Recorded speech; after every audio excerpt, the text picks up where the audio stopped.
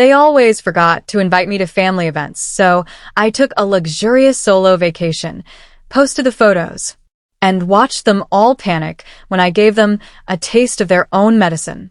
You know that gut-wrenching feeling when you're mindlessly scrolling through social media, just trying to unwind after a long day, only to be hit in the face with photos of your entire family laughing around a barbecue, holding birthday cakes, celebrating holidays, wearing matching t-shirts, and you had no clue the gathering even happened? That wasn't just a one-time incident for me.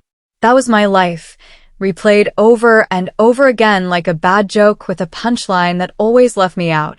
My name is Maya, I'm 27 years old, and for as long as I can remember, I've been the quiet one, the cousin who slipped through the cracks, the one who'd always get a half-hearted, "Oh, I thought we told you," after the damage was already done. And for years, I tried to pretend it wasn't personal. At first, I gave them the benefit of the doubt. Maybe they just forgot. Maybe someone thought someone else had texted me. Maybe it was a miscommunication. I lived 45 minutes away, so perhaps they assumed I wouldn't make the trip. I clung to those excuses like lifelines, even when they started sounding hollow. Even when I saw family group photos with captions like asterisk, whole fam together again. Asterisk featuring people I barely recognized, and yet somehow not me. Even when birthday cakes didn't have my name on them, when cousins tagged each other but not me, when inside jokes were shared publicly online, and I couldn't even understand the reference.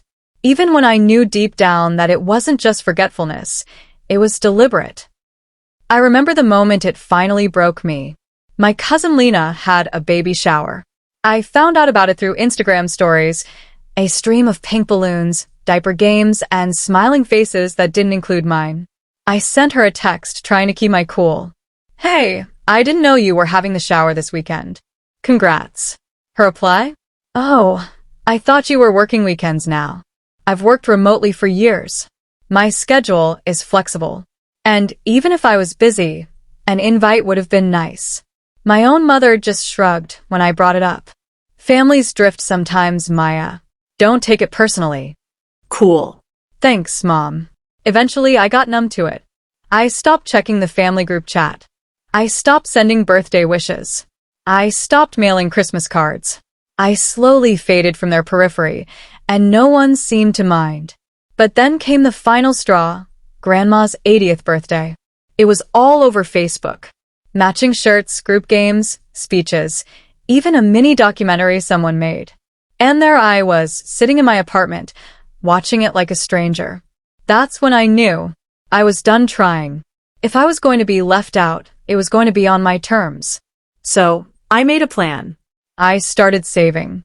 Picked up extra freelance work, canceled subscriptions, cut back on takeout, and watched every dollar like it owed me an explanation. And when the time was right, I booked the most extravagant solo vacation I could afford, a 5-star resort nestled along a crystal blue coastline, private infinity pool, oceanfront suite, in-room chef, daily spa treatments that cost more than a week's worth of groceries. No budget booking. No hostel bells. Just pure, undeniable indulgence. For the first few days, I didn't post a thing. I soaked in the stillness.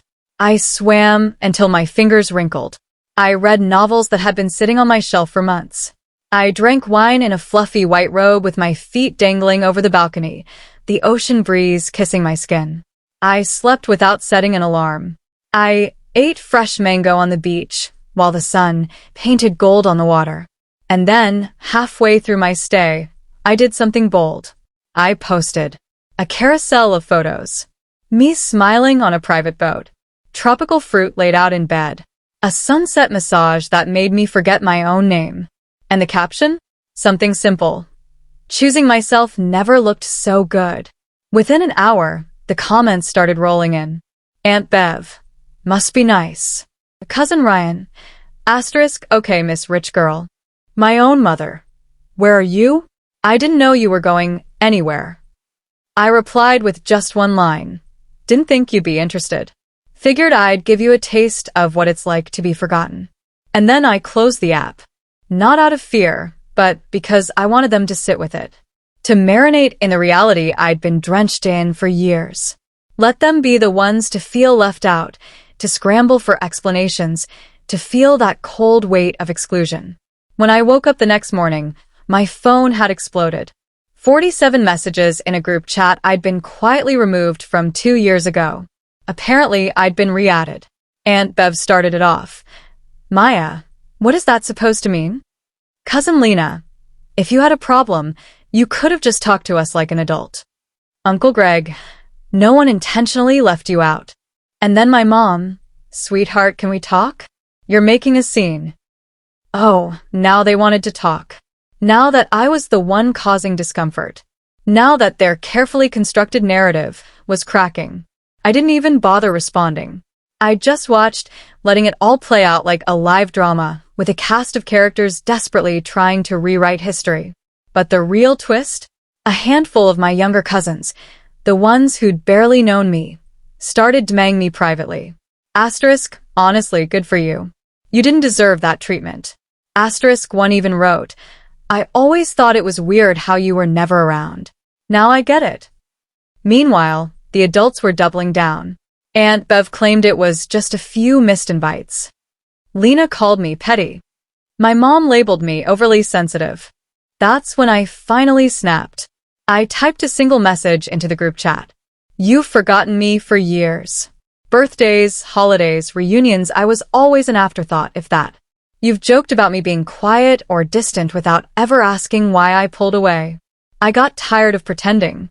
I've built a life without you, and if that makes me petty, so be it. At least I'm not begging to be remembered anymore. Consider this my RSVP to none of your future events. Then I left the group chat, Blocked half of them. ordered room service, and felt something I hadn't felt in a long time. Peace. But that's not even the best part. A few hours later, I got a text from Grandma. 4 simple words. Good for you, honey. She'd always been the one person who noticed. The fallout? Predictable. When I returned home, tanned, rested, and completely unbothered, my phone was a war zone.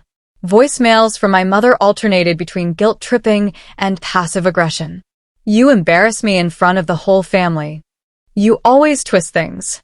You didn't have to be so dramatic. But oh, I did. Because here's the truth. When you've spent years being talked over, looked through, forgotten without apology, silence stops being graceful. It becomes submission.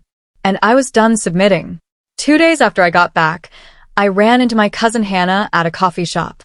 She'd always been neutral, never participated, never mocked me. She sat down, stirring her latte slowly. You know, everyone thinks you're just trying to make them feel guilty, right? I laughed. If the guilt fits, she smirked. Honestly, you kind of shook them. Aunt Bev spinning it like a misunderstanding.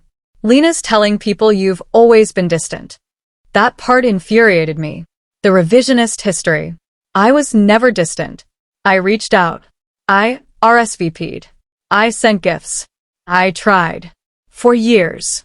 And the moment I stopped trying, suddenly they noticed because they'd lost their scapegoat. So I gave them something more to talk about. I posted a video. Rooftop dinner, champagne glass in hand. The caption, cheers to finally choosing myself. The post went viral. Friends, coworkers, even acquaintances I barely knew messaged me. This hit so deep. You inspired me to stop chasing people who don't care. And then came the final twist. Grandma called me. She's 84, sharp as ever, and knows how to wield guilt like a weapon. I told your mother this would happen, she said. Told her you'd stop looking back someday. Guess you finally did. I asked her if she was mad. She laughed.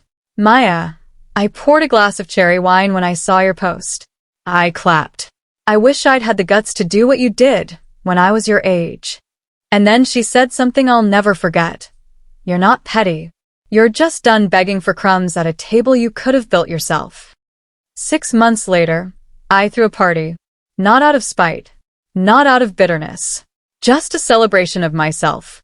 A promotion, a new apartment, a life that felt like mine. The guest list? 10 people. Not a single blood relative. Friends who'd held me while I cried. Coworkers who covered for me when I needed a break. My neighbor who helped me rebuild furniture, and my confidence.